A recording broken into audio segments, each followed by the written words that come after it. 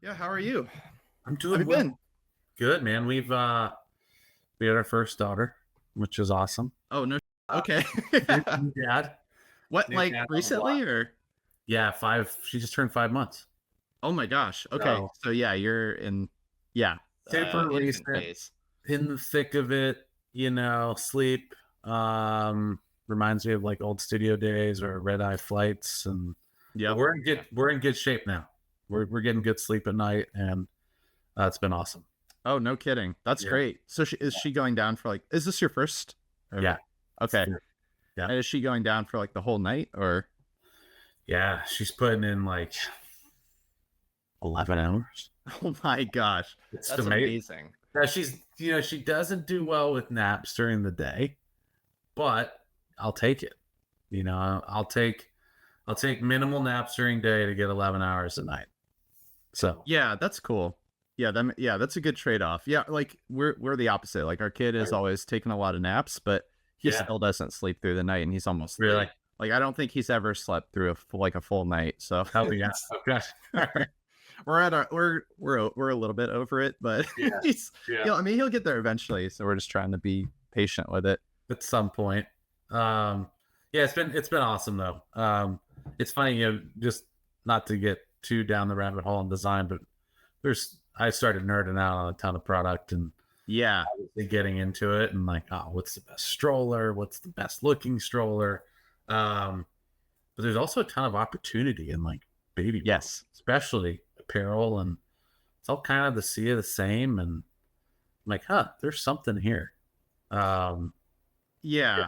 We're in like a weird spot recently. I was thinking I was on the treadmill before this, and I was just kind of like going through my mind like, oh, what's going on recently, like what's some things I could talk to Jim about. And it's interesting, like I feel like people are talking a lot about like recession indicators, and I feel like to me there's Sure. like they had the Pixel 10 like launch event today, which I was really excited about. I'm like a big Pixel user. I'm on the I'm a Pixel. yeah, so I'm like 4 years behind now, and I was thinking like, oh, maybe the 10 is coming. Like maybe there'll be some big like leap forward with AI now and all that. They were kind of making like a big deal about it, and then it kind of ended up being like pretty minimal upgrades. And I was kind of thinking like, I feel like this is just par for the course right now. Like everybody's kind of scared. Nobody's taking like too big of a risk or like really pushing the envelope. I feel like it's kind of all industries. It's not necessarily just like tech or baby product or whatever. It's like, Yeah, I think, I mean, you're right. It's all consumer goods. Like the buying habits have slowed down, right? Everyone's a little more conservative. I don't know, I mean, I'm no economist, so I'm not going to talk about like recession. I'll talk about what I know, but yeah, I mean, I've seen similar things. It depends on I think the industry, but I think people are just trying to be a little more frugal, but people will still buy.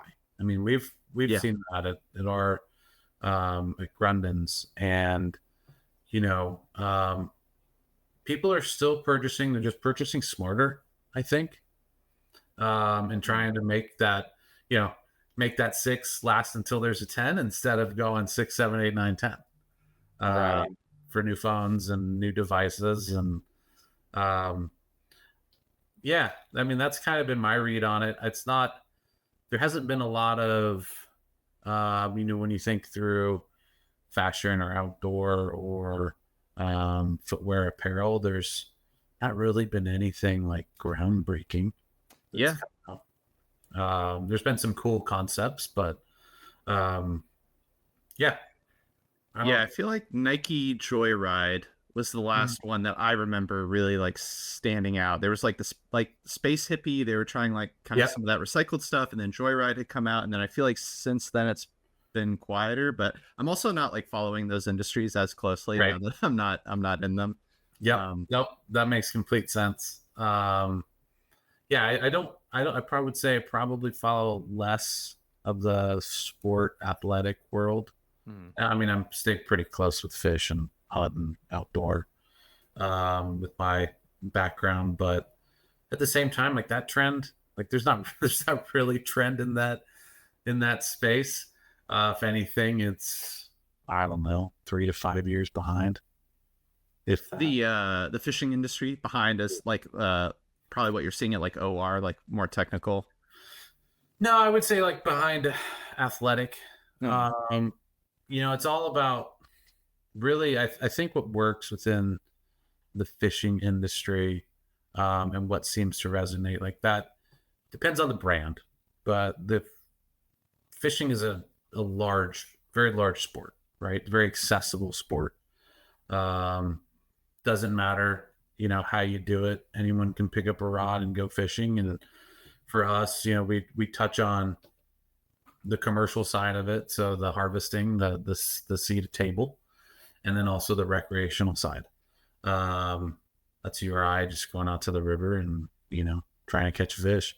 And each industry and each user buys differently, has completely different habits, and the technology and like what's important, I've noticed, is like drastically different, which is cool. You get to kind of design around that. Like on the commercial fishing side of things, it's a lot of I would related to like my time at Newell, where it was very trade focused. So looking at like tradesmen, similar buying habits, because it's labor, it's hard work. You're working to live.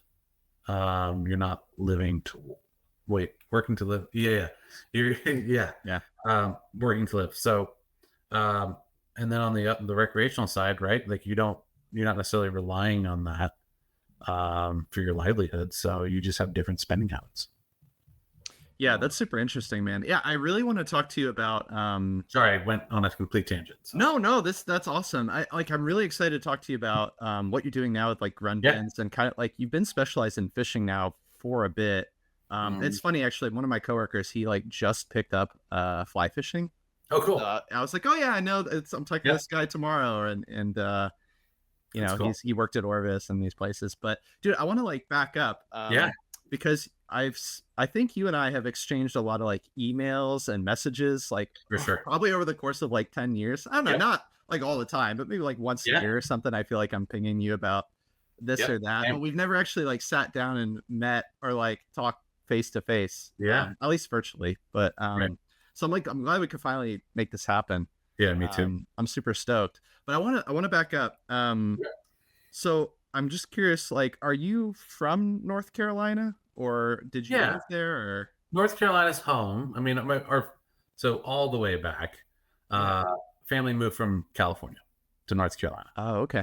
But North Carolina's home in a sense. Vermont's home now, but North Carolina is home. It's where the family is. That's where I grew up, and that's what obviously led to App State and that whole program. But yeah, North Carolina's home. And then we spent some time in Baltimore, Maryland, and then just kept working up the East Coast. Vermont. No, I followed the exact same trajectory up here. So where did you live in North Carolina for, like, how old were you when you moved there? I'm just curious. 90. Okay, so we were, 5. Oh, okay. So pretty young. So yeah, you're definitely like from North Carolina then. From North Carolina. Yeah. All of the extended family is in California. So we would always go out there and visit. And obviously there's roots tied there. My parents born and raised there.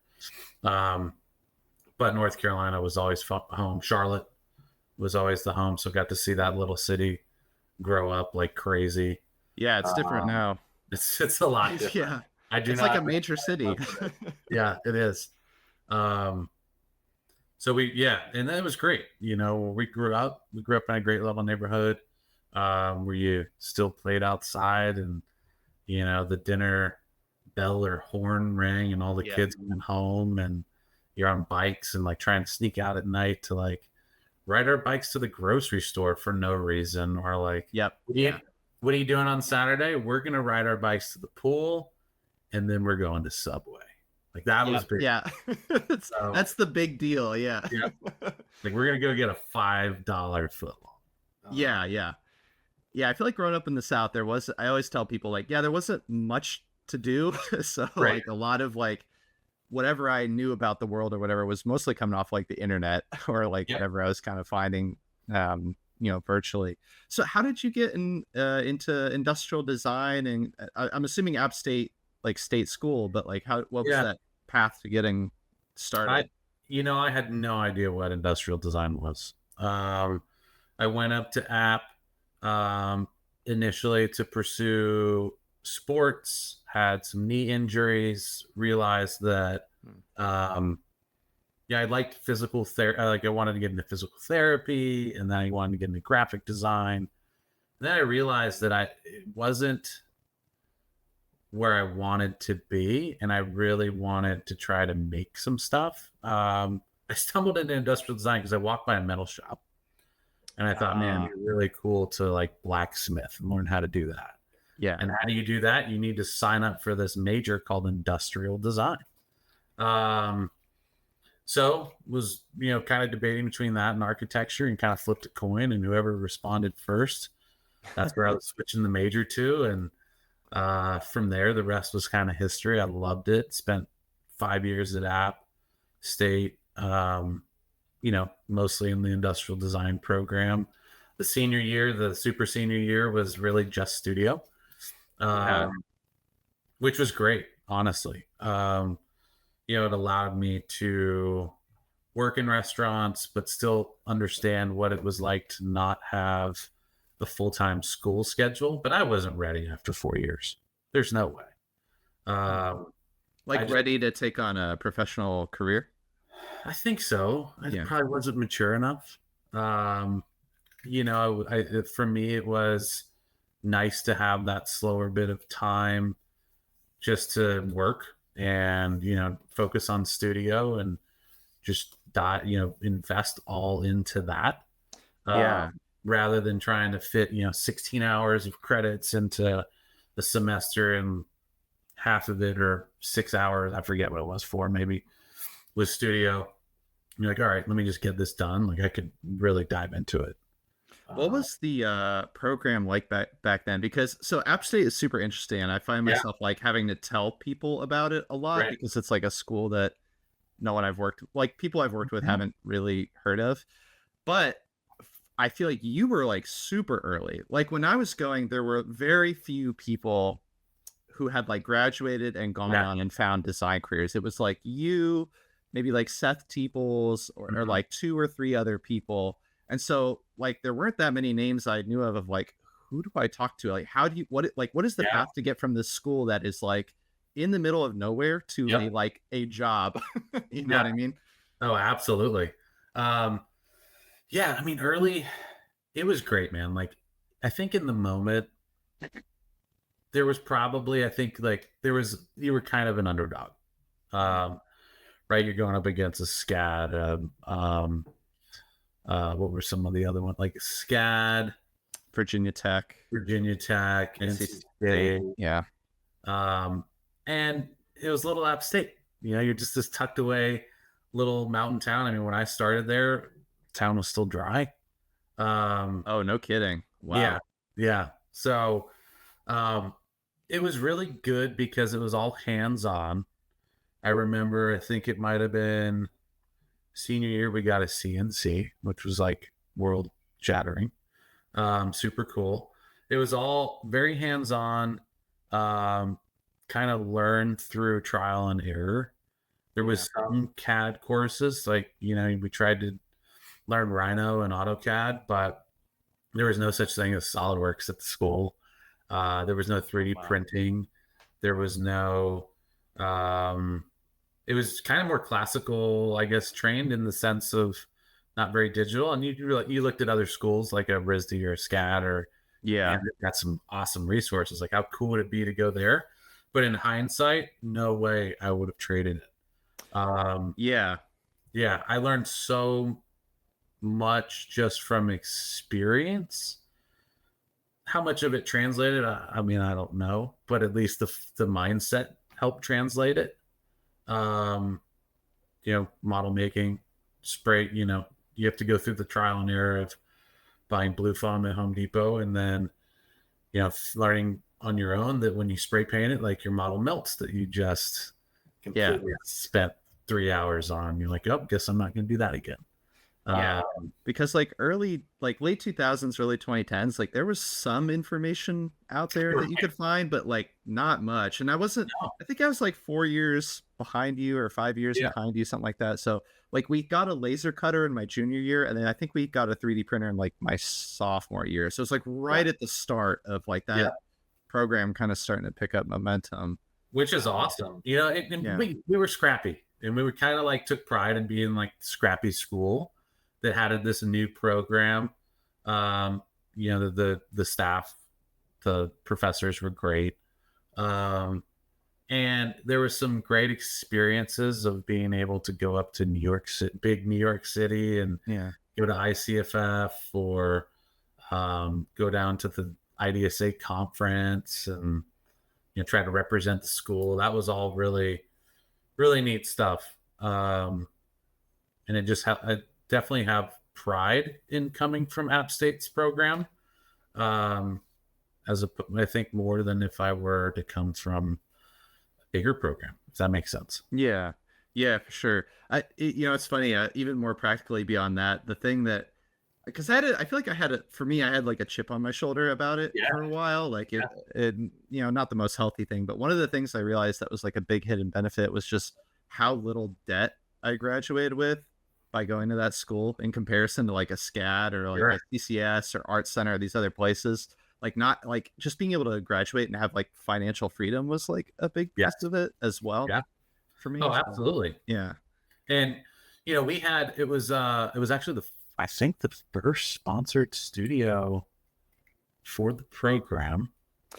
Which ended up being your first internship and then job, right? Yeah.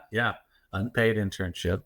Nice. So that but they ended up giving me a Cintiq, which was like, might as well be payment. And a job. So it worked out great. But we did the studio. That was a lot of fun with that team. And that was, it's funny, like if I were to walk you through my career, I never would have imagined being in each place that I was and how I got there. Oh, interesting. When I look back, like especially in those moments. But I absolutely loved working with that team and tools, because it was just we were thinking about, it was completely different. It was kind of like took every like classic industrial design, like think about someone else when you're designing it, where like, how do you use it? How do you, how do you make it look good, but still be ergonomical, still be functional, durability, all of that stuff with hand tools was awesome. Which we should say, it was Newell, but you're doing Irwin, right? Irwin tools. Okay. So Newell, big brother Newell owned Irwin tools at the time. Or Irwin is with DeWalt now. Yeah, that was a few years ago, maybe 5, I think. But yeah, it was all hand tools. And there's a lot of great experiences of, flying out to Arizona to go to job sites and like talk to people about, here's some prototypes we got. It was a great group that had resources and good process, actually, that I took completely for granted. Yeah. But didn't learn how maybe refined the process was till, you start to get through the career and you're like, wait a minute, we did stuff like this and it was less painful. But that's, I think, every how everyone evolves their career in some way, shape, or form. Yeah, it's funny. I've worked 4 different companies now, and like none of them have been even remotely similar. Like they've all been like completely different in terms of just like across the board, like process, deliverables, like the skill sets they value. Like it's one of those weird things. Like I almost don't really know, because I'll go and I'll help out with like local schools here, like Massar or Wentworth or whatever. And like if students are kind of asking for advice, sometimes it's just like, I don't know, like just focus on what you Yeah. resonate the most with, because I don't even like, I wouldn't even know what to tell you. There's no like consistent like blueprint for this field of like what, Right. like there's no like one way that like all these people will value, they're all kind of like looking for different things. Well, and I think to that, I mean, you've got a great background and experience of like just seeing through, even the footwear lens of how it's done differently. And I mean, that whole industry is, unique in itself, right? And yeah, I mean, what was your, I guess if you were to pull from it, like what was there, were there any consistencies that you found that were like, oh, this is pretty similar from uh, brand to brand, that you kind of latched on for process or how you like to implement stuff? Oh, you mean from just from footwear to design, or like any Yeah. job? Yeah, yeah, yeah. It's weird. I think I've a lot of places I've worked in. I'm sure you'll have a similar experience. It's like the process is different, mainly due to like organizational maturity or like design maturity. Sure. That's what I call Yeah. it. Just like Yeah. how Oh, yeah. comfortable are they with like what design is and like where design falls in the process. And so I had Mhm. a similar experience to yourself, where like I worked at Newell as well. Very mature process, like Right. super rigid. Like you start there and they give you like the blueprint of like, Yep. hey, here's how you do great work. Yeah. And so Exactly. then after leaving there, it's almost been more about like, okay, now how do I take like all these pieces and like educate my stakeholders on like what great design can look like. Right. Um, and it's almost been like more about doing that. Um, Hmm. yeah, if that Yeah. makes It sense. it's no, it absolutely does because, um, I mean, I do a lot of outerwear and apparel and whatnot for fish, and um, the world doesn't need another quarters at fleece. Like, Right. but to that point of like, what can I take from what I've experienced, and how do you do it better? How do you think about it differently? And how do you, I mean, half of what design is sales, right? I Mhm. mean, it's like, I'm here to kind of sell you on this concept and this idea that you think that you want, and I can help you visualize it and bring it to life. But I've got to have a compelling reason, and I Yeah. got to be a pretty good storyteller to really get you to buy into it. And that's kind of fun. Um, yeah, that's how I've kind of experienced it as well. And like, Yeah, it's nice to see like someone who has more of like a business or marketing background, or like your PM or whatever, when they get that little like light bulb that turns on and they right, almost start like brainstorming with you in the review. Like they go from like, if you can like get that transition from somebody like, because I feel like every design review, stakeholders will always come in looking to critique. They're like, yeah, okay, I've come in to like give this person direction and like break this thing down. But if you can kind of get them to like flip that switch into like, hey, it's not just about like ripping this apart, it's also about like pushing it into like a new direction, or like moving it forward, or like how right. can we like add on, and they start getting like that light bulb moment. That's when it's like the most fun. And like, Oh yeah. Well, and I honestly believe the best products are created collaboratively, yeah, and relationships are really like the key to building great product.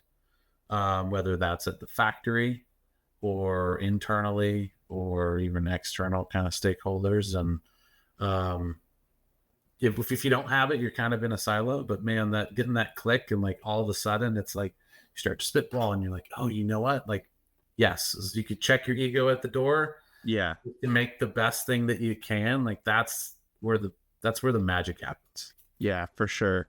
Interesting. So okay, so you go to Newell, you're Yeah, yeah. working for Sorry. Irwin School. No, it's fine. I Yeah, totally get off track too.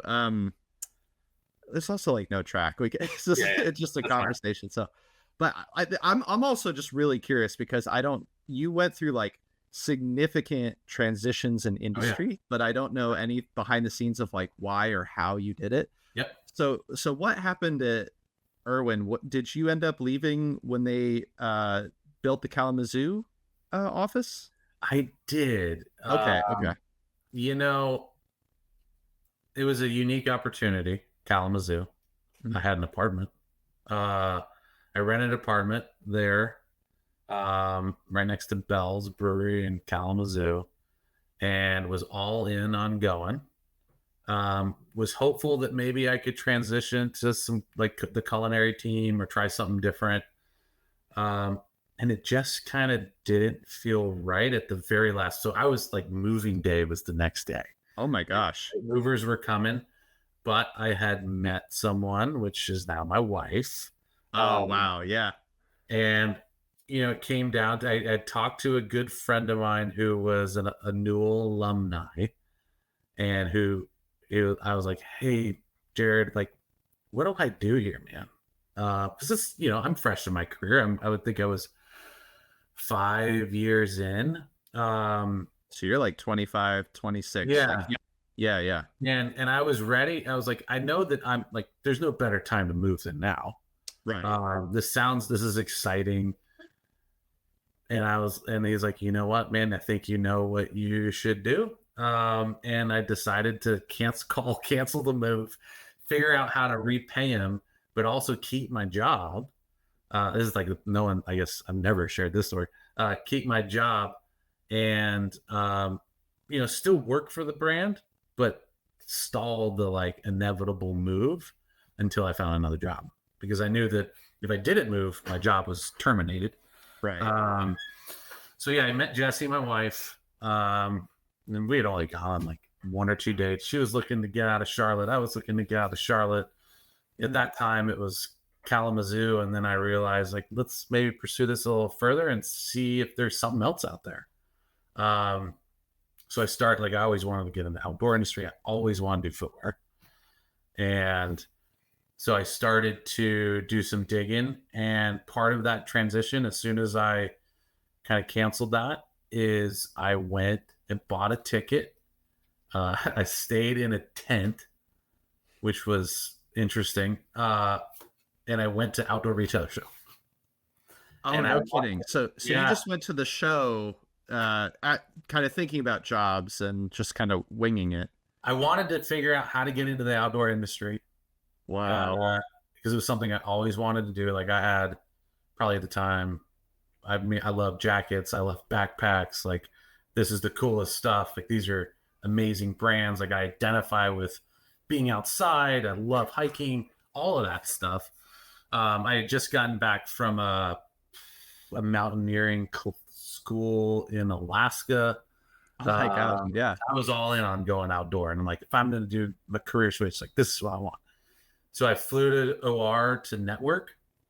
It was actually pretty cool. I mean, it was when OR was hopping, and ended up stumbling into this like Design Underground meetup that they used to have, which was really cool to have some people from very respectable brands and backgrounds that come and talk about design. And I'm like, this is amazing. There were some contacts made at that point that I kept, like, from a friend or peer level afterwards, but it gave me a really good glimpse of, like, yes, this is where I want to go. Oh, cool. Yeah. It's that. So you had that feeling of like, okay, these are my people. Like, this is the right community that like I need to be around. Yeah. Absolutely. Well, I didn't go there. I didn't enter the outdoor industry. I knew that, all right, this is probably going to be a longer track than I realized, because I know nothing about fabrics. I don't know the difference between polyester or nylon or cotton. I mean, this is just I don't know how to sew. Yeah. I know nothing. And so I needed to find a brand that would take a risk on someone who only had hard goods experience to figure out how to learn how to do soft goods. And because I knew I needed to do soft goods to get into the outdoor industry. So it's just this whole like spider web of thought process. But you had like the master plan, like the goal was there. That's what's so interesting. Is like, you were very like focused on. I had the master plan, and I knew that like a great place to transition and get best of both worlds was footwear, but I didn't have any, shoe experience, and I did a couple shoes and little side projects, and had an interview coming out of school with like Under Armour for the rookie program, but nothing came of it. And went to Irwin And so then it was this whole like, all right, let me try footwear. Let me try all these other outdoor brands. Something came across, of course. And so the kind of disclaimer, I used LinkedIn for everything. I was big, Yeah, me still too. big in LinkedIn, and every conversation I've ever had, every career opportunity I've ever had has always come through LinkedIn. Not making a plug for LinkedIn, I'm not a premium member, but it's been the best networking tool that I've ever used. Um, Yeah. and so, yeah, I mean, super long story. I'll make it short. Um, I ended up uh, stumbling into STX for my next career move, which was in Baltimore, Maryland, designing lacrosse and ice hockey equipment, having never spent a day in my life playing lacrosse or ice hockey. Wow. Uh, And you this kind of came purely out of networking, because I'll say I'm a yeah, big LinkedIn fan too, and yeah, like yeah. I've always been like really surprised how receptive most people are. Like as long as you're friendly and you spell complete. I don't know. Networking was like hard for me. It took me like a Yeah. long time to understand how to crack it. But just as Oh, long as you're like friendly and spell, use complete sentences and have grammar and I think for the most part, you're gonna find someone who's. It depends on the questions, right? Like it's not like, yeah. hey, I want to work there, help me work there. Like I reached out to folks from Mountain Hardware, Arc'teryx, TNF, anywhere I could find Under Armour, blah blah blah blah blah. And I just wanted to know what it was like to work there as a designer. Oh yeah. Like, hey, I'm a designer. I'd love to get into the industry. What's it even like to work at Arc'teryx? What's it like to work in Mountain Hardware? And most folks responded and like had a good conversation, and then just helped me again. All right, what's the master plan? Yeah. Just kind of like figure out like what is this whole thing called a career? Like, oh, I'm just career planning. Um, the STX crew was probably man, it was a great crew. Probably I don't want to like I love everyone that I've worked with for the most part, but probably the best group of people from a design perspective I've ever worked with. Just because there was like kind of we were all similar age, like kind of repetitive, and um, really drove that like effort. Like I went into that job and I'm like, I do not belong here. I am like, I went to App State. I didn't go to RISD. I like these people are at a completely different level. What was the background of STX at that time? Because I know like at one point they were owned by Nike, but I know very little yeah. about like that company. Yeah. So no, not owned by Nike actually. Okay. So but was the manufacturer for all Nike lacrosse. Okay. So So like I ended contracted in. Yep, Yeah. yep, licensee kind of thing. So I ended up working on the Nike stuff um, during my time there, the protective gear, and I mean that was cool because it was got to take a trip to Beaverton and like work with the team there. Um, Cool. Cruise through the Meehan building and see some cool behind the scenes stuff and come back inspired. That was really neat. Um, but the STX was always, I mean, it's family owned, was around for a long time. I forget how long now. Always out of Baltimore and always focused on lacrosse. Ice hockey was new when I started to get into that space. But man, when I look at like skill set wise, STX was what set me up. Yeah. Um, I mean, I learned SolidWorks for the first time. Like I took a SolidWorks course before that, but Oh wow. So you had never even had you done surface modeling at Irwin or? Rhino. Okay, Yeah. so surfacing in Rhino. Yeah. Yeah, I did Rhino, and but then going to parametric, it's like, what is this? Yeah, and it's a little less smooth in Yeah, SolidWorks. it is. Just to Um, maybe to leave it at that. oh yeah, I mean, but yeah, that place was a great primer to teach me soft goods. I still keep in touch with all those folks years and years later, um, and I got to learn soft goods. I got to still apply my hard goods. We had great, design and R&D and product management. Like the whole mindset was I wanted, not me, but our director at the time wanted to build a team of people who never played lacrosse, because he wanted, and had, you got an ID background, you haven't played lacrosse, cool, come in here and think about this whole thing differently. Yeah, I feel like every break I've had has been from because of a hiring manager with that mentality. Like, hey, I want to bring in somebody who is like does not have pre-existing perspective on this category. Because otherwise, it's like you're kind of like slamming your head against a brick wall. Yeah. It's like how do you get a job with experience if you have no experience? Right. You know what I mean? Yeah, exactly. Yeah.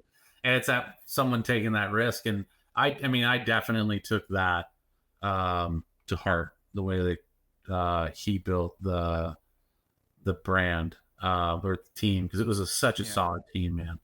And only spent a few years there, but loved it. Loved Baltimore. My wife Jessie, not my wife at the time, but she came up. She worked for the Ravens for a lot of seasons, and we loved Baltimore. And that was a great experience for us, and kind of realized like, all right, this is fun, but I missed having a connection to what I was making, which I had with tools, because I loved working on stuff, working on cars, that sort of thing. And then this opportunity came up for Orbis.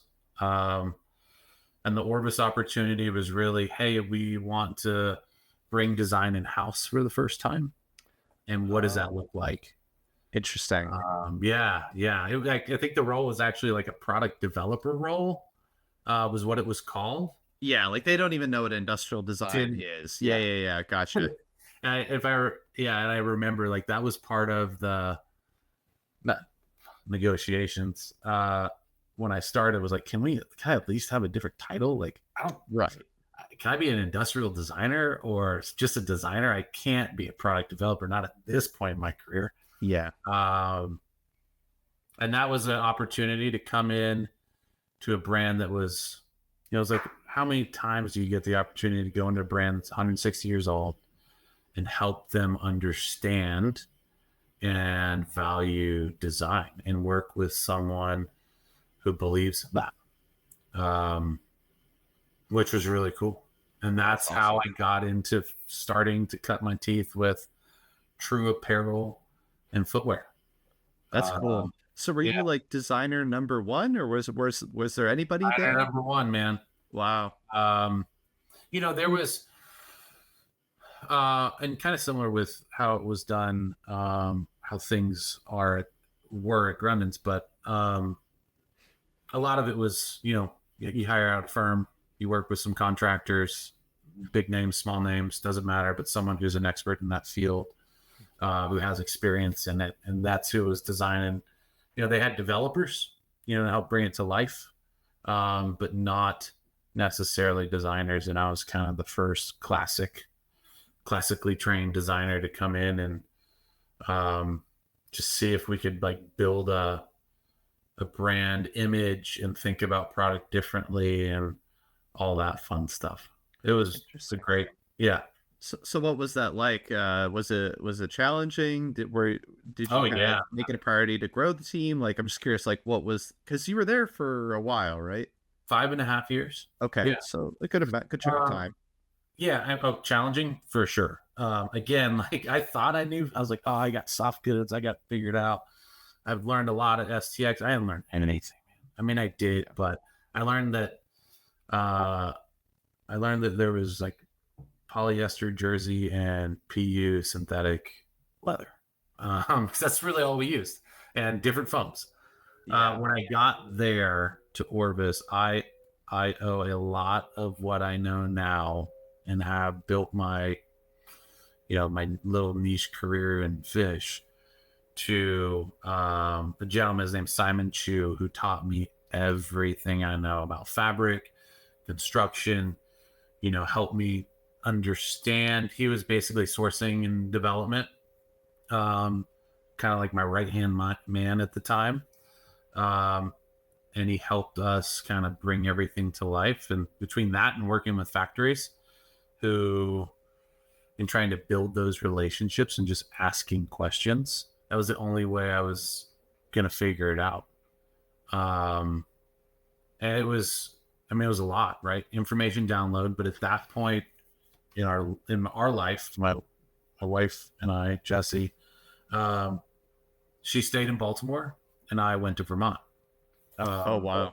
And we did that for 3.5 years, way too long. Like, don't recommend doing that for distance that long. But we made it work. But it also allowed me to like just dig super deep in extra work. Figuring it out, like taking jackets apart, like how do you make this? Like what type of stitching is that? Like what is a 3-layer laminate versus a 4 versus a 2? I can go on and on. I love fabrics. But yeah, that was really what kicked off I'd say that place is what kicked off my career in doing what I love to do. This video is brought to you by our online store, Beyond the Village. You can head over to btvdesign.com to shop a wide variety of vintage finds as well as antiques. Sign up for our mailing list. You get 10% off and you'll be the first to know about new drops. You can also follow us on Instagram if you prefer to get updates that way, at beyond_the_village. In our shop, we sell a wide variety of antiques, everything from glass catch-alls to some books as well. So check that out if you're interested. Before you buy, you can shop the rug zine, which goes through kind of the history of antique and vintage Oriental rugs, as well as some of the best styles. Strappies are a particular favorite of mine. The Murano glass zine, which goes over what to look for if you're shopping for art glass, or if you'd like to learn a little bit more about art glass before you buy something from our shop, you can flip through this as well. And then finally, the pattern and texture zine, which features some of my 3D work that I've done in the past, as well as some just history on patterns, where patterns come from, how designers pull them from nature to architecture, and then everything in between as well. Lastly, we also have on our shop some merch. So I just had these hats made. You can get, they're fully corduroy, really high quality with kind of our embroidered logo on the front. So that's another way you can support us as well. Again, every purchase means a lot to us and helps us support our family and get that diaper money for our kids. So head over to our website, sign up for our newsletter, follow us on Instagram, and now back to the video. So Orvis, you're there for 4 to 5 years. One of the things that was really interesting, like, because we were kind of like connected, but it seemed like you were really playing a big role, like end to end through the whole launch. I remember that like standing out because I don't know many industrial designers who are in like bigger organizations, but also have like that much involvement through the entire process. You know what I mean? Like, was that because I think you're similar to me, where it sounds like up to this point you've kind of always worked in corporate. Like, was that a big transition for you? Was that like, did you have to kind of figure that out, or the end-to-end part? Yeah. I mean, that was part of it. At STX we had developers, and it was kind of like taboo to talk to the factory. But at Orvis, it was really just like a small grassroots team, and it's like, let's just go get it done. And so I actually really enjoyed it. It was, again, like every moment was just an opportunity to learn something, every product there. And it was just a lot of fun. So the end to end, it's a gift and a curse, right? Like, you can control everything to the finish, but then you have this like super long, like 4 seasons worth of like ball and chain of like, wow, I still have to do hang tags for like that's like, I forgot about that product. And so, but it helped me understand what it takes to bring something start to finish. And, work with all the different, like, become way more cross-functional, and understand all the different aspects. And it really became, when I had left Orvis, not to shorten my conversation about Orvis, but when I did leave, it really helped set me up to be a very versatile, unique kind of designer who could think about it probably a little bit differently than what you would classically expect from someone you might hire for contract work. So, yeah, a lot of learning, but man, I don't think I could go back. I'm kind of a hybrid now at Grundon's, right? I've kind of stepped into more of a director role. And so we've got a team of development. I'm still doing the design. And we're working with factories still, but it's not as super hands-on. So it's kind of like that mix now. But I don't know if I'd change it, man. I couldn't go back to just like throwing something over the wall and hoping it shows up. Interesting. That's really cool. Yeah. So Grundon's, so two things I guess to like unpack. One, you're at a new company now, and you're also in this new role of like design director. Right. What has that transition been like? Did you make like a conscious decision like, hey, I want to go into more of like a management type role, or was it something that just kind of naturally lined up? Or It kind of naturally lined up in a way. Let's see, how do I unpack that? It's a good question. I think I don't ever want to be disconnected from at least the product to the point where I'm not at least able to be a partial doer, if that makes sense. you don't want to be completely attached to PowerPoint? Not yet. Yeah. Not yet.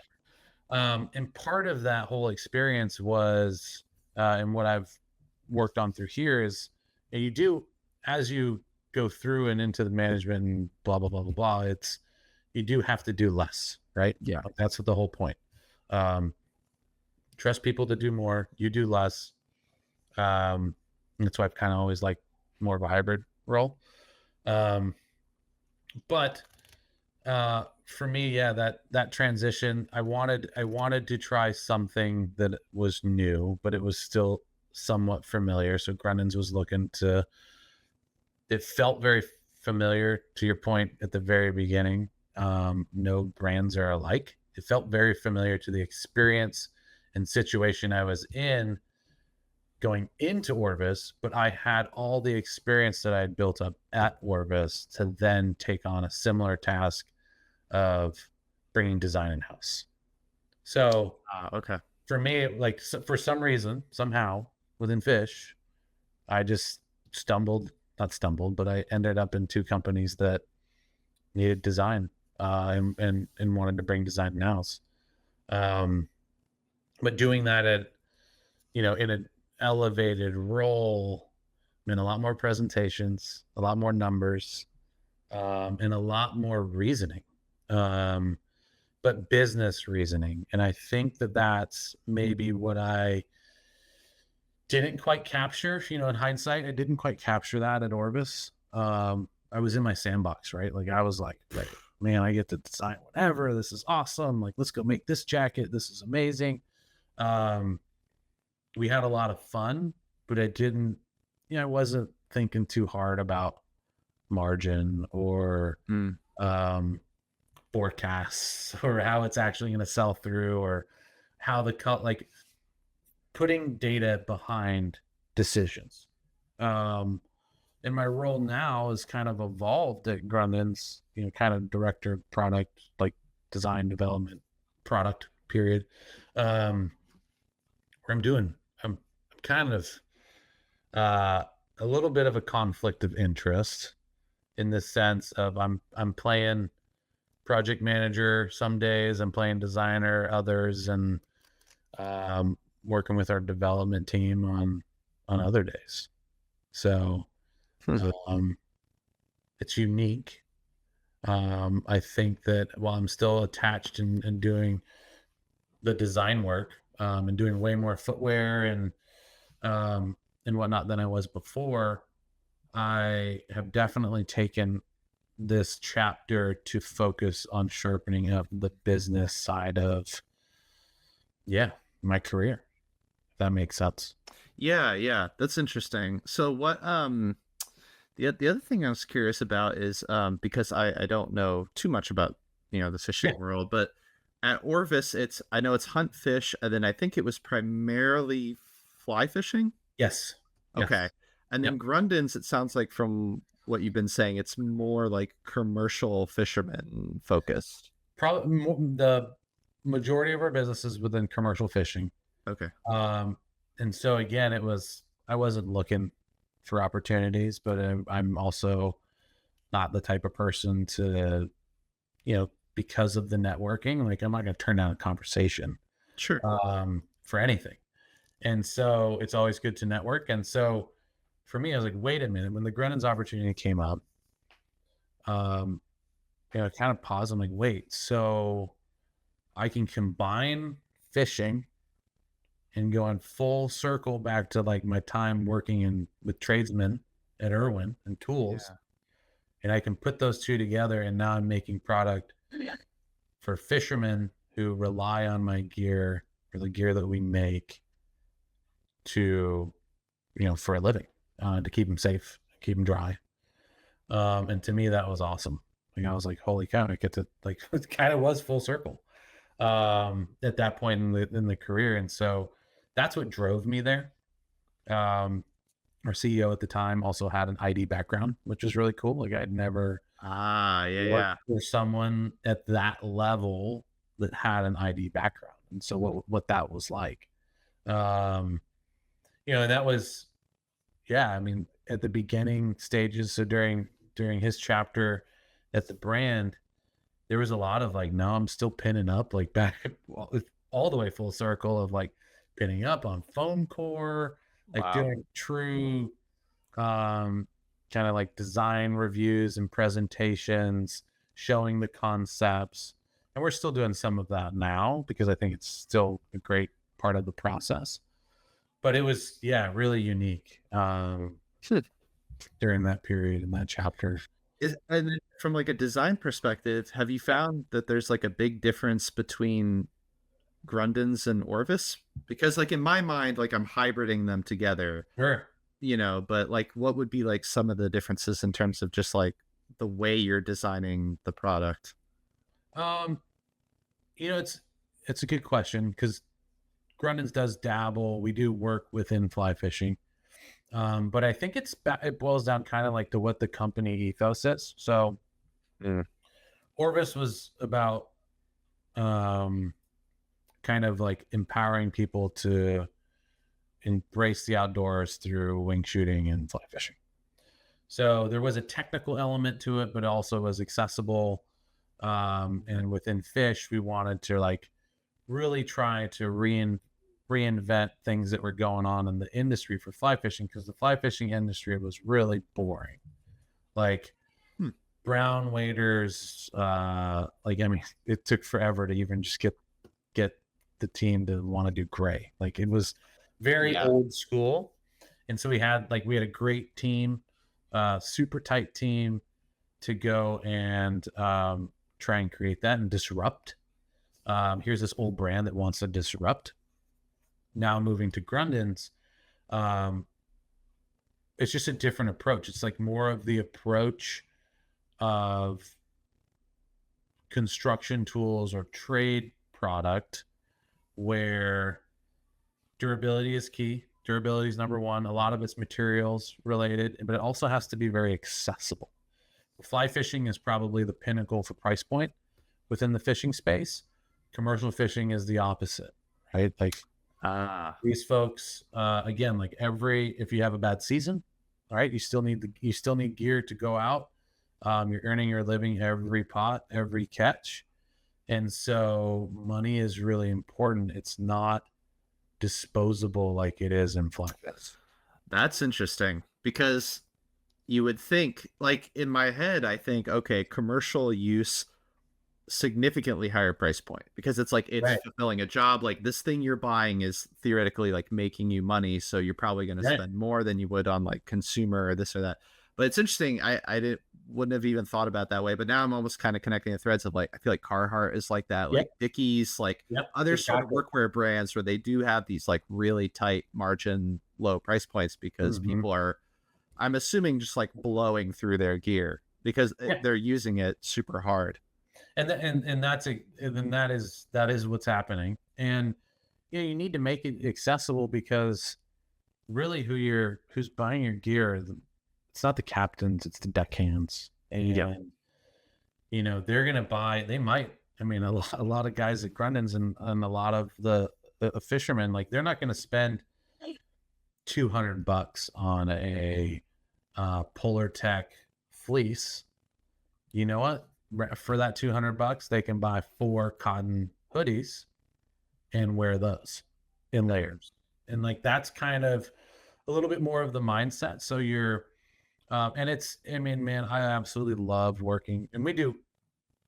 I guess backing up, we do commercial fishing, sport fishing, fly fishing, kind of all together. Okay. Like all aspects of fishing. It's kind of the only brand that touches everything. And when you dive deeper into the industry, fly fishing doesn't necessarily agree with commercial, and commercial doesn't agree. Like there's some nuances there, but they all get along under our brand, which is interesting.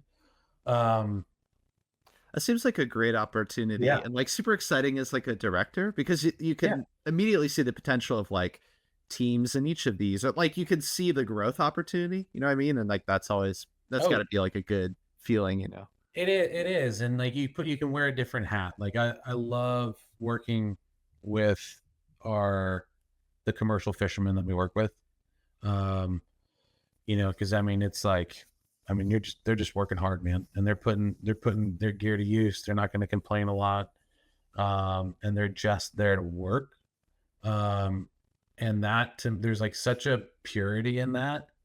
That's always kind of driven me of like, I just want to make product that solves problems, but helps people either make a living or do their job easier. And so, it's small things like what's innovation in that space versus innovation in a space where you're making a wader that costs $1,000 and a bib that someone needs to sustain a living on for the season is 99. And how do you create both of those products with quality, durability, and value in mind? Like that's the delta for the price points that we work in are really like $89 up to $1,000. Wow. Yeah. And it's funny. It's like, it's easy to look at something like that on paper from like a business standpoint, and it sounds simple, but from a design standpoint, like I feel like anytime you have 2 customers that have completely different mental models, as a designer, that is so hard to like separate, because it's almost like your process even has to be like different for each of those. Like we talked about, like companies all having different processes. That's like why I feel like, so when you're all of a sudden in this role where you're trying to like bridge these things, that's got to be like pretty complex, I would think. Yeah, I mean, it takes like a couple days to get into the right mindset, right? Like if, and it's honestly and I'm sure you know this through your experience, but often like the price point stuff is harder than at least for me. Like $1,000 waiter, sure, no problem. Like we can make the best of the best. I've got money to spend. I can invest in certain assets, but you got to be really smart at those price points.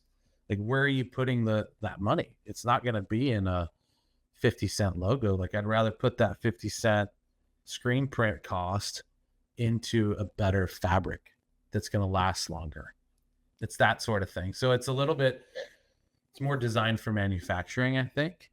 And how do you get free features like fit? Fit's kind of free, and do it well. That's it. Yeah, it's interesting. I mean, I feel like the point I'm about to make has been done to death, but like the design objects that get kind of the most pull, the most marketing, the most attention always tend to be those like premium, for sure, big brands, high-end products. But it's often like the best design comes from like when you have those really tight constraints. And I always say that like I had a boss at Clark's, he used to always say like design is free. Like if we're opening a tooling or we're doing something, like once you're into like a certain manufacturing method, now it's like all about how can you juice it? It's like, what is the designer bringing to the table to like move it forward? And those to me like tend to, I think, be like the most interesting. Yeah, that's a great way to think about, like, design is free. Like you said, all right, but and it's having that constraint, right? Like you're opening up new tooling, Like, yeah, you can do whatever you want, but should you? Yes. And I think Yeah. that is the should part comes with experience and time, and then you can't learn that. I don't think. Like I would have, I mean, for me at least, it was like I'm coming out of school or I'm early in my career. I want to prove myself, right? Like, here's what I can do. Let me make the coolest looking stuff, and then I think you kind of like flip a switch. I flip a switch at least of how do you do it well, but do it with restraint. And yeah, like maybe I don't need that texture there. Oh, why? Because that texture is going to pick up blood and gunk, and like now it's going to become a problem. Wouldn't have thought about that before. I would have been like, yeah, texture everywhere. Like, let's make this so cool. Yeah, going for that red dot. Right? Yeah, exactly. Yeah, exactly. Yeah, and it's like every designer is different, right? And every path is different, and that's what makes it really neat. But I think, at least within apparel, I think footwear there's more, but it's also really cool to come into, I say apparel, like I bucket it all together, whether it's waterproof or shirting and pants and whatnot. But it's unique to come in with an ID background because it's not a fashion, it's not a fit background.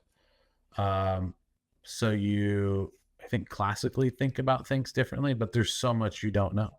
Like, we work with some amazing pattern makers, and I try to understand. I ask the questions, like I can understand fit, but I can't articulate. Like, that is an expertise that I'll never know because I want to give respect to that, and the time dedicated to that craft. So it's cool to come into the space.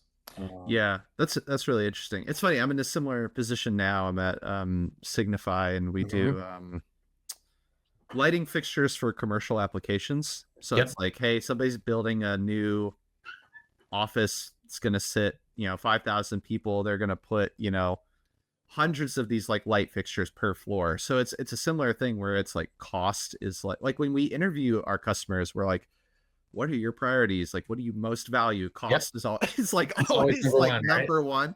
And so it's funny when you get these tight price points, there becomes this weird skill that I found I'm trying to learn of, like stakeholder management, because the easy shortcut business plan is like, well, I'll come in at the lowest price point and I'll offer it all. Yeah. And you always have like R&D on this other side saying like, that's not possible. Like that will never happen.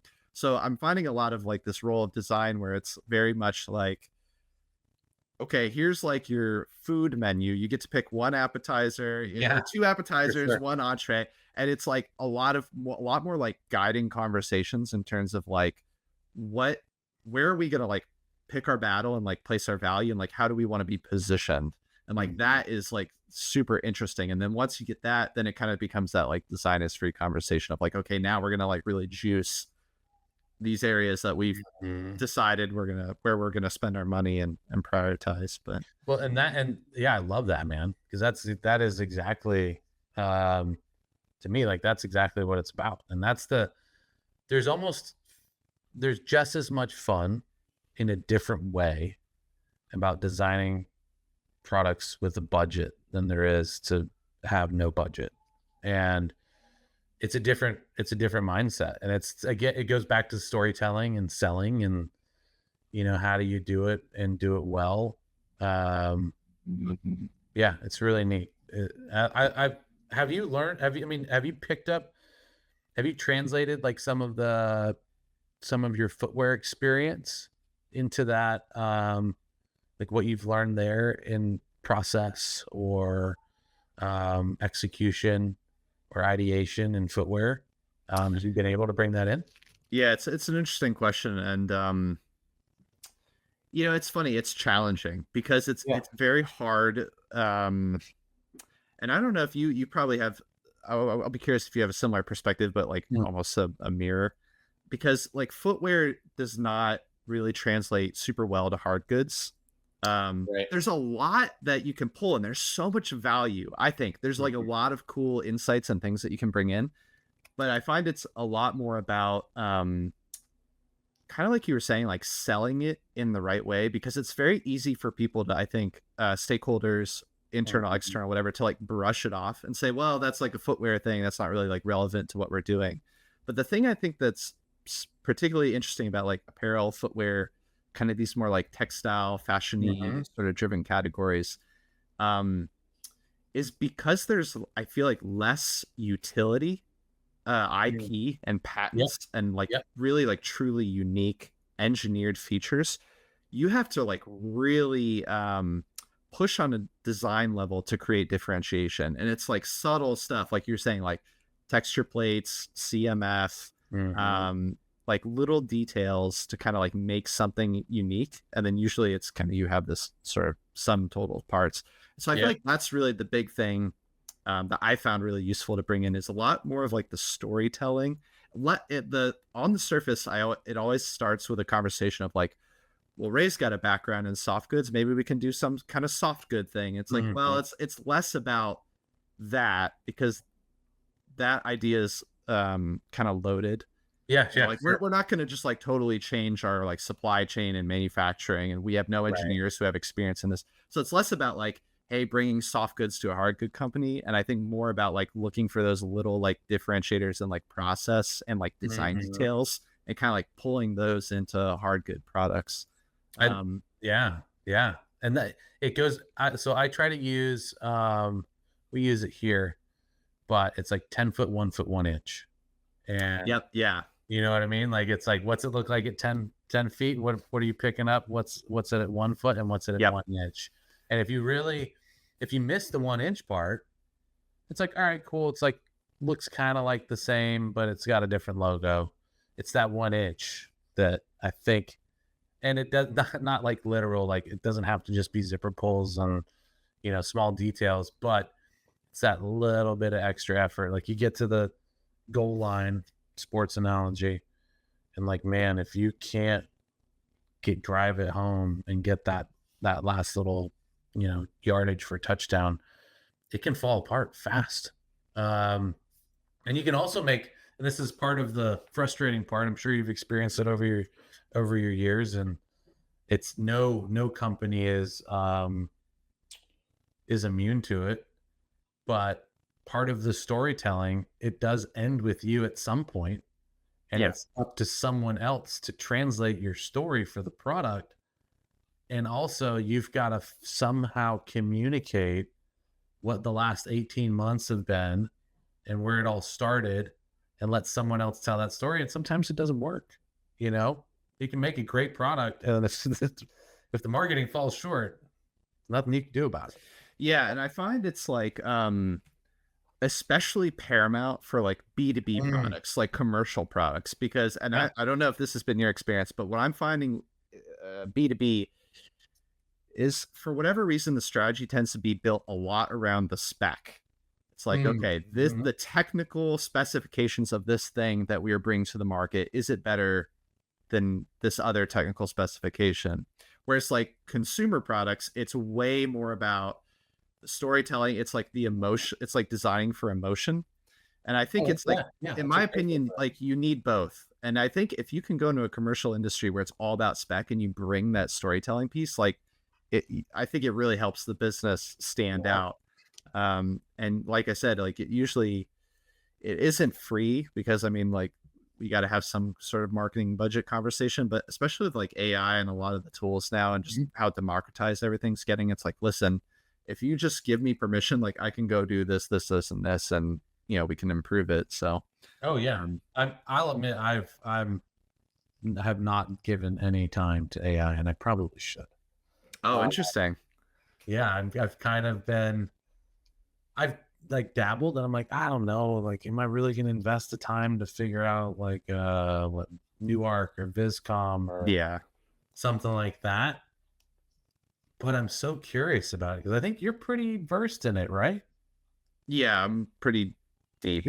Yeah, I'm deep in it. And yeah, I've just never, but there's nothing out there's like some information out there, like here's how you do it. But I don't think that I haven't found a lot of resources that are related to related to tools that I might find useful. Yeah, I think that's a lot of the case. Like what I Yeah. found is what I would recommend is that the tools are super easy to learn. It's Right. like Okay. low skill ceiling. But the use cases are unlimited and difficult to nail. So like the hardest part I think wasn't necessarily like learning the tool, but was like pinpointing the right use cases for the company and the business and the way that we work. And once Yeah, we started sure. like linking those things up, that's when it started making more sense and we had more momentum. But yeah, it's interesting. I don't know. Because I hear you. I think I was really thinking about this a lot today because and this is probably a good like kind of note to maybe start wrapping this up Yeah. on. But like I don't know what's going to happen to industrial design. I don't think it's going to like wipe out or like our jobs are going to significantly change, but I do think Right. something will change. Yeah. And none of us really know what it is or how it's what it's gonna look like in 10 years. So it's like the best thing is kind of just I'm just trying to be like as prepared as Yeah. possible. Be first. You Yeah. know what I mean? Oh, absolutely. I mean, it might. I think there's always going to be a need for the human element, and I think it's the storytelling. I think that's what's gonna visual storytelling, right? Because I guess the robots are gonna, like I call them the robots, AI. Uh, the robots are they're a tool, right? Yeah. They're a tool, and it's just something to add to the quiver. Yeah, it's interesting. I think like too, the differentiation piece gets like really critical at that point. Like I've really like LinkedIn. So like we talked about LinkedIn, like this to me is like the biggest example of like if you want to like really like go deep and try to think about what this all means, like just look at LinkedIn because everything everyone is posting is written by AI. And like I can see it. It's like plain as day, like end dashes, like I'm not if I'm sitting down and writing something, I am not copying and pasting emojis and anything. Yeah, right. You know what I mean? So like as soon as I see that, it's like, okay, well, I know exactly what this is. This you put zero effort into this. Yep. Like I'm 100% sure. But like I also feel like we're in this like time period. Yeah, we're in this discovery phase, but I also think we're in this time period where like your output needs to be higher. Like we're expected to like put more out.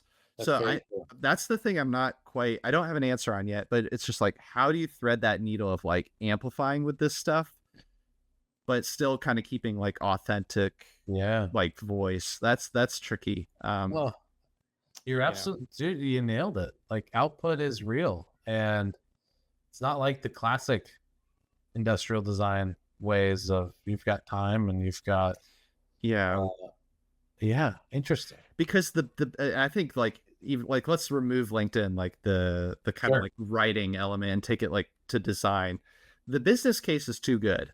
Like just the amount of design you can pump out, the efficiency of everything. I can get this huge swath of ideas very quickly. That the time savings and like the value to the business is too solid for this to not like land. But I think there's this huge danger of just developing things that are very generic or me too. What is it, like red ocean, blue ocean, like develop very like blue ocean product. So it's like, okay, I know I need to use this, but it's like trying to crack that piece of like, how do I use this in a way that is still going to like maintain innovation and make sure it's like relevant to this brand and what they're doing and what they're trying to achieve. That is, I think, where like the human in the loop and the person driving it. And like, I don't know how you measure that skill set or like if I was interviewing someone, I wouldn't necessarily know like how to evaluate that maybe in their portfolio, but I don't know. It's interesting. Like it's all these kind of like thoughts swirling around and we're all trying to kind of like form conclusions on it, I think. Oh yeah, you're absolutely right. And I think for me, it's about design thinking. Like when I look at portfolios, I don't care if you can sketch. I don't care what your renderings look like. I want to know how you think. If you Interesting. can think about a product, it doesn't even, I don't even care if you have relevant experience. It's about how you think. And I don't know.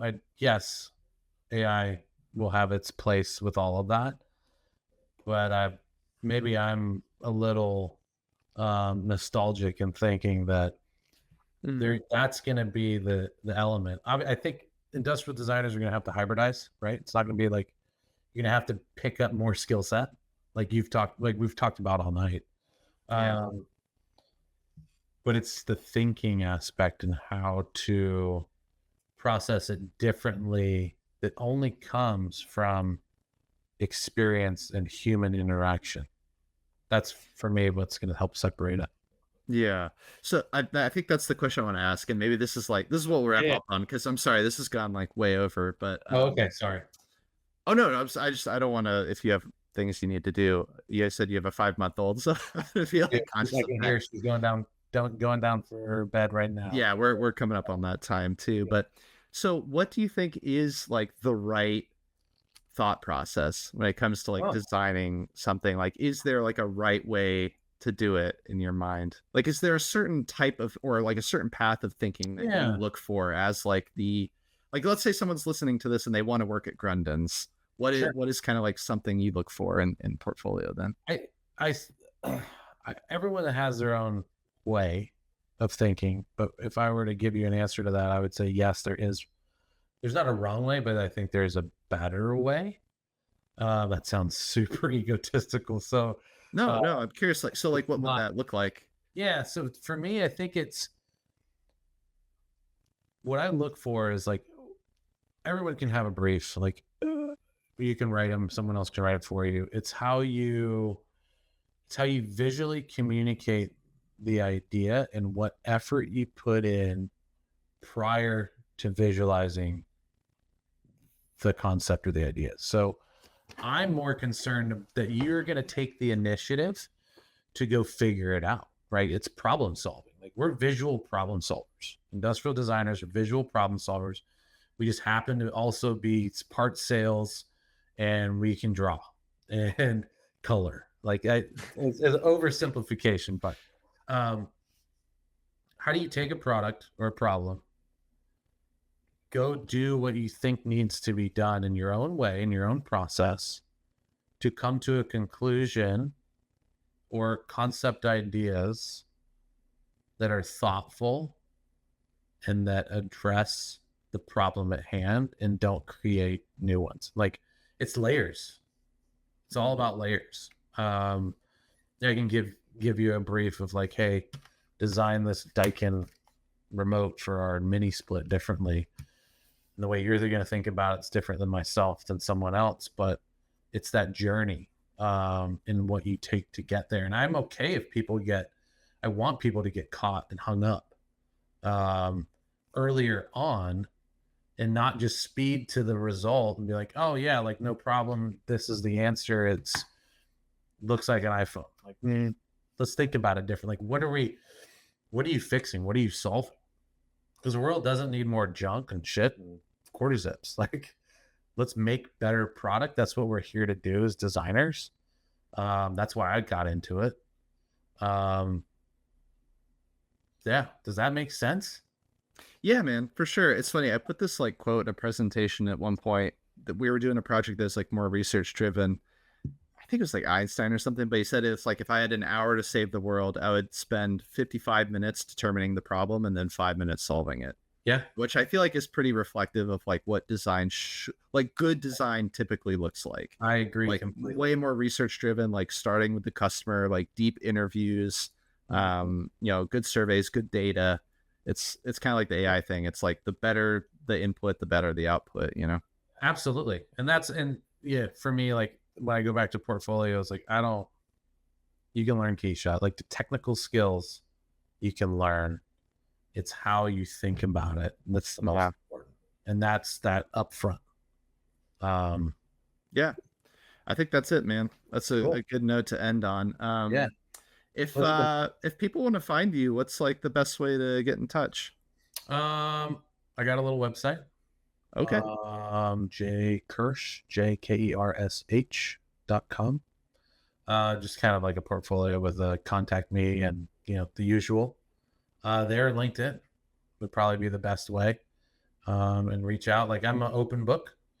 Anyone looking to get into outdoor industry or fishing or hunt or just curious about what it's like, I love helping people out, especially those trying to get into the industry and students. So yeah, that would be the best way to do it. Perfect. Awesome. Sounds good, man. Yeah. Thanks for coming on. I'm glad we could finally absolutely. sit down and talk. Yeah. Let's do it again. Okay, I cool. appreciate the time. Sounds good. I'll definitely take you up on that. Cool.